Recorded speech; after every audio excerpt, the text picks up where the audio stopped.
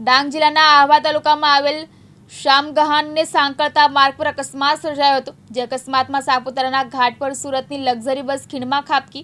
બસમાં પ્રવાસ માટે 63 લોકો ગયા હતા, જેમાંથી 2 લોકોના મોત હાલ આશંકા સેવાઈ રહી છે।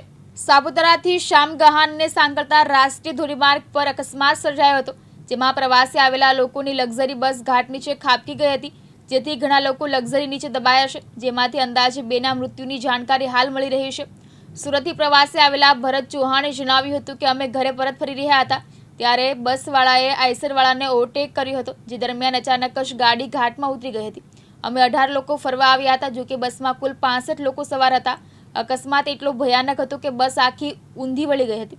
જો કે ઘટનાને પગલે પોલીસ અને ફાયરની બચાવ ટીમ ઘટનાસ્થળે પહોંચી ગઈ હતી અને હાલ ઘાટ નીચે દબાયેલા લોકોને રેસ્ક્યુ કરવાની કામગીરી ચાલુ છે। ઘાયલોને સારવાર અર્થે હોસ્પિટલ ખસેડવામાં આવ્યા છે। ઘટનાને પગલે લોકોના ટોળે એકઠા થયા છે। યાસીન દારા, દિવ્યાંગ ન્યૂઝ, સુરત।